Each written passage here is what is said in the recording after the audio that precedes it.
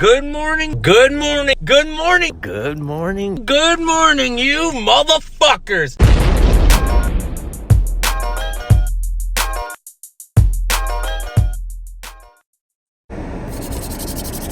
Woo! Good morning, boys and girls, cats and dogs, mothers and lovers. My voice is raspy as shit. I lost my voice this weekend, and if you guys watch my video yesterday, you guys can see that Saturday I was yelling at people, and I think I yelled a little bit too much, so my voice is all fuckered up. I sound like a crackhead right now, but hopefully it'll clear up and be good. I wanted to do a recap of this weekend, kind of just talk about how BMX went, how things are.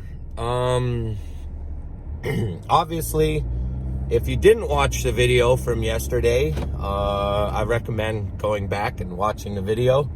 Obviously, I don't edit these videos, so I don't have anything where you can go click, clack, cling. And I would say, go to the right corner and push that and go back and watch it. But anyway, Austin Augie threw a jam this Saturday called The Dawn. And he was giving away $5,000 in cash. He gave away, I think it was like $4,000 to the pro and $1,000 to the amateur. And now there was no category for AMs. You could have just been a random no one. And if you went ham as fuck, you could have took home some cash. And I think what Austin Augie did was really, really, really, really good for BMX. I think the East Coast needed that again. It's been, to be honest with you, it's been a long time since New York City has really had anything. New York City at one time was the Mecca. The Mecca of BMX. You had two places. Obviously, California has always been that because California's cheating because it's got the greatest weather in the world. And you can't beat weather. Weather is always going to win. If you have 70 degrees every single day, that's the best place in the world to be. But besides that, for spots, New York City has everybody beat. Obviously, besides Barcelona. Barcelona's built with spots like crazy. But New York City has the spots that everybody wants, from cellar doors to ghetto spots to just everything you can think about. And it's the biggest city in the world. So, I don't know in the world, but biggest city in the United States. So, lately, it's just fallen off. It really hasn't had that, what it's needed. It's been getting slower. I don't know if it's, lately BMX has been about clicks and people hanging out, or BMX has just forgot about New York City. And the other thing though too is there's no companies that are out of New York. There's no New York based company. You know what I'm saying? So since there ain't no New York-based company, there isn't a lot of attention going towards that. And obviously, it really does have to do with nowadays, what runs BMX is more of personalities and, YouTube and Instagram kids. That's the more popular thing. If you go to a skate park and you bring just a regular pro that doesn't do YouTube and a YouTube pro, I mean, they're both pros, but you just bring one that does YouTube predominantly and the other one that just rides BMX. The one that rides BMX might be known, but he isn't going to have much sauce. The fucking YouTuber is going to be the person to blow it all up. And I've said this before, that I believe if all the top YouTubers got together and they did a jam or they made a contest, it would be the biggest thing in BMX, period. There would be nothing bigger than that. if all of those dudes could get together. So if you could get Spencer Forsman, Scotty Cramner, Billy Perry, Austin Augie, and Anthony Panza, and you took all of those dudes and you put them all together and made them come up with a BMX series or a jam,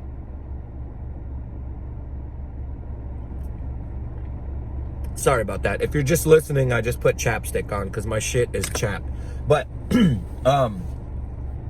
if all of those guys came together and came up with some idea and thought of something, they could raise the most amount of money, they could get the most people out of this, and it would be the greatest thing ever. Now, my thoughts on this is that, all right, I'm not going to come off as an asshole, but I'm going to come off truthfully. And the truthful thing is there's some narcissistic things with YouTube. A lot of people do YouTube because it's about me, myself, and I. Now, people will say, oh, well, it's for this or it's for that. If it was for this or it was for that, they would do more of giving. Or at the same time, they just, right now, it isn't into them to do something that brings the mass together yet.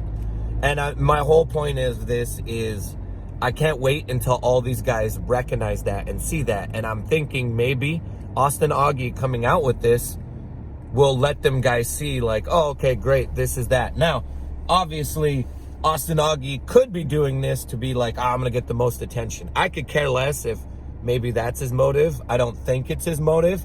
But it did shake New York City, and seeing the way that he got 30 fucking pros to come out to this means that even companies want to be involved in this. And the more people we can get involved in this, the better it is, not just for New York City, but also for BMX itself. Like, before, back in the day, we had bigger brands doing things. We had Etnies, and we had McNeil with Metro Jam, and then obviously you had the X Games, and then you sprinkle in like Law Revolution and FBM doing Ghetto Street. And those jams were consistent. You'd have them once a year, and there would be a lot of people there for it, and it was really good for BMX, and it was something to look forward to. Right now, in the last 3 or 4 years, Trey Jones has came out with Swamp Fest, which is really good for BMX, but I feel like is in the shittiest place in the world, like Florida. See, that's the hard part for me. I should be super thankful and happy for this, but it's like not centralized enough, or maybe bring it a couple places a year. Like Metro Jam got big enough that he did it in 2 locations. He did it where he was from, Vancouver, Canada, and then he did it over in Toronto. I feel like Trey is big enough for this that he can move it and do one in Florida where he lives, and do one in like California, Las Vegas, somewhere different, to give the West Coast a little bit of love and still keep it Southeast Coast or whatever it is, right? But new jams and new things like this is what BMX needs. We need this, and we obviously need more of the YouTubers to come together and do something. If Scotty Cramner is the biggest thing in BMX right now, since Vital BMX did a poll and they said the #1 BMXer in BMX right now is Scotty Cramner, then I think Scotty needs to do something to give back to BMX. I think, you know, we all came together. Everybody did their part to help Scotty when he was in need. And Scotty's fine now. Scotty's together. Scotty's feeling better. He's riding a bike. His YouTube channel is doing nothing but growing. But I feel like if Scotty came together and threw a jam or did something like that, or worked, maybe had some ideas and worked with Scotty next year and came up with something, it would be the biggest thing in BMX. Every single kid would go to this. Now, do I think he would do this? I really don't think he'd do this, to be honest with you. I do think Anthony Panza and Billy Perry will make it bigger next year, and they will do a Dawn 2. and that jam will just be bigger, and maybe they won't do it in Brooklyn, maybe they'll do it in Manhattan, do it in the Bronx. But I feel like those guys over there are going to do something to contribute and make something of this bigger. I feel like Scotty has more of that like childish vibe thing that goes on over there, you know, the obstacles, and you have all these things that they do over there. I'm not so much into that type of stuff. I'm more into the growth and the more of the giving back and doing things for BMX.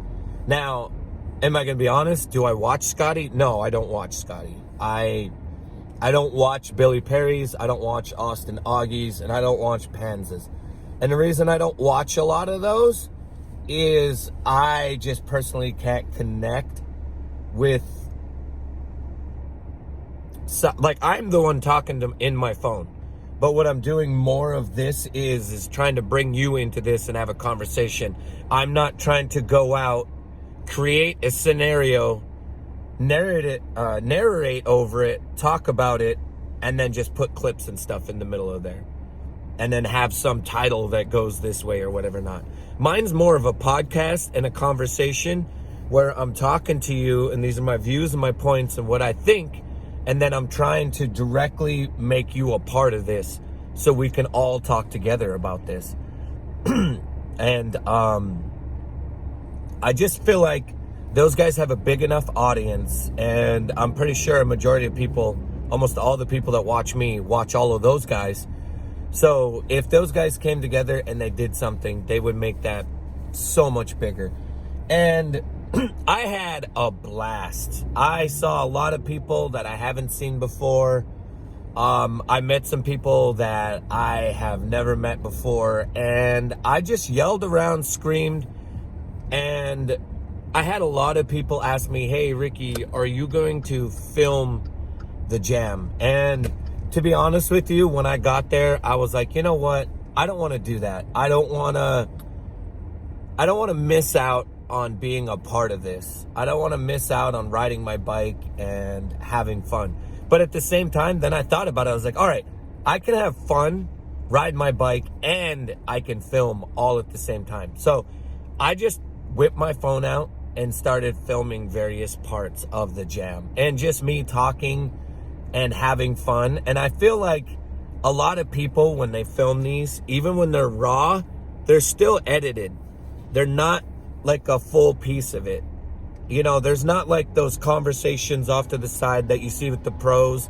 Like, if you watch the video and go back, you can see that I pointed the camera on a lot of people, and Matt Ray was like next to me most of the time. And Matt Ray's just eating a hamburger, you know, or me eating a sandwich and just enjoying the jam at the same time. And those are the nuances that I wanted to catch. I wanted to catch things that were different and give people a different idea, and let those people see the people filming. I filmed filmers while they were filming to give you an idea of the angles and the things that they do just to get their clips. But all in all, I really think Austin Augie did something really good. He came up with $5,000 of his own cash to give out. I don't give a fuck who you are. If you hate a person and you think they're narcissistic and you think they're there for themselves, well, then I think you're wrong, because he did something to give back. And I think that's good. And I just genuinely think BMX needs that. And I think since the way it's going nowadays with BMX, it's more about influencers and personalities. I think everybody out there that has a huge fucking YouTube needs to realize that and get together and maybe come up with something like that. And now, maybe I'm just over here talking and trying to create something out of nothing. And I doubt the guys that I've mentioned or said anything about will watch any of my videos. But if they did, and you are watching this, I want you guys to realize that there's an audience out there, and that audience loves BMX. And all of you guys got your start because of BMX. So remember, it's about BMX, but it's mainly about the people that love BMX. And remember the reason that you're in it for it. you're in this for it. You're not in it for money. You're not in it for views. You're not in it for subscribers. You're in it because you love BMX. And if you love BMX, you got to remember to give back to BMX. Now, I know this is easy for me because I don't have shit for subscribers. So I could talk any way I want and be any way I want. And be that sore thumb that sticks out and talks this way. It's easy for me. It's actually not easier for me. And the reason it's not easy for me is because I don't have a voice like those guys. You know, I have a selected amount of people that come on here. And obviously I do my own thing. Mine's completely separate from everybody else's. But at the same time, I guess I got a big enough voice in the industry that I do want to say something. I want to make it apparent that I saw something that's so great. And maybe that's what I'll do. Maybe I'll talk to some of these guys and be like, hey, maybe next year you guys should all join in on this and make something bigger out of it. But I hope you guys liked the video that I made yesterday. I hope you guys enjoyed it. I had a great time. Well, my fucking bumper got ripped off because parking in New York City is the worst shit in the world. There's no parking. It cost $1 billion to park. And my bumper got stuck on this little fence thing and it got ripped off. So Austin Augie, you'll never watch this, but you owe me $1,000, dude. My bumper got ripped off and that's probably what it's gonna cost to fucking repair it. But my weekend was really good. I celebrated my 2-year anniversary with my woman. Woo! That's good news. And rode BMX Saturday. So guys, I love every single one of you guys. And honestly, what do you guys think? Do you guys think that every YouTuber that does BMX should get together and come up with like one big jam? Or should they all individually do their own jams? Or do you think I'm just talking out my ass and I'm trying to be some revolutionary fucking dude that gets everybody amped up and gung-ho? Or should BMX just say this narcissistic thing where this guy's over here and this guy's over here? I didn't even mention John Hicks. John Hicks, you're on the West Coast, fucking do something. That's what I'm saying. Like all these guys, Nate Richter, I forgot about him. He's on the West Coast. He's got to do something. So you can tell I don't follow YouTube like that. But just let me know you guys' opinions and what you think. All right? But make sure to like this shit. Share it on your guys' Instagram stories. Share it on your YouTube. Share it on Facebook. Facebook helps me the most. I don't know why, but that's where I get most of the clicks and clacks. And leave a comment. Let me know. Subscribe. First time watching this. Yada, yada, yada. Guess what, guys? It ain't 20 minutes long. Holy shit. And you know what it is. Marijuana.